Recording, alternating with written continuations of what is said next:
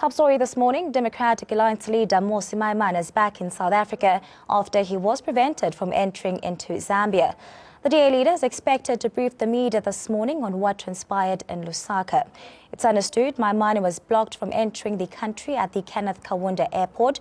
We had planned to attend the treason trial of HICHILEMA. According to the party, no reasons have been given as to why he cannot enter the country.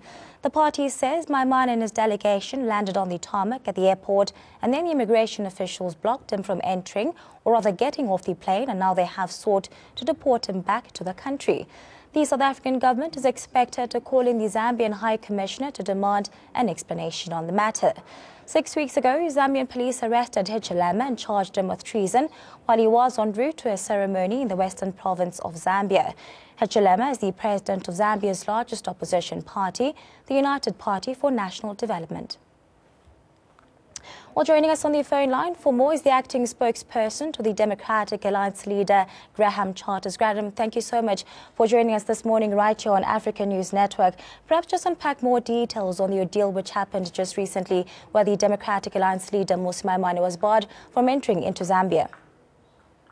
Sure. Good morning and thank you for having me. As you quite rightly said, Mr. Maimane was planning to attend the treason trial of Mr. HICHILEMA, which is set to go ahead today in Lusaka. And when Mr. Maimane and his delegation landed on the tarmac at the Kenneth Kaunda International, about 50 armed police force, immigration authorities plane, which was a plane full of ordinary citizens, normal FAA plane. They demanded he get off the plane because he's not welcome in the country. They offered no reasons as to why. A physical scuffle ensued. Mr. Maimane's phone was confiscated. And about 45 minutes later, he was deported back to South Africa. Still no reasons are given, and in our view, this is not just a breach of international law, but this is a real problem for Africa as a whole.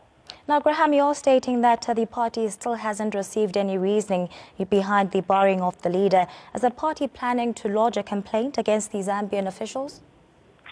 At the moment, we are in the process of working with the South African government via DIRCO, the Department of International Relations, who have proved to be very helpful. And we are still trying to, with DIRCO's help, get reasoning from the Zambian government. If that does fail, which it may possibly do, we will seek further action, be it legal or otherwise. And our media reports state that the Democratic Alliance is all set to host a media briefing, to unpack further details on the ordeal. Can you confirm this? Just share more details of this press briefing, which is set to be held on the time.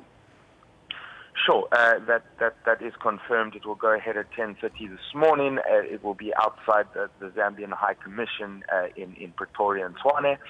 And the Democratic Alliance leader, Mr. Maimane, will be leading a picket and a demonstration outside the High Commission, demanding exactly what I have just said. Reasons from the Zambian High Commission from the Zambian government via the High Commission as to why an ordinary citizen, a constitutional office bearer in a neighboring African state, was denied entrance into a state for absolutely no reason. And I think this just points to the complete capture of the police and the immigration authorities in Zambia by the current administration.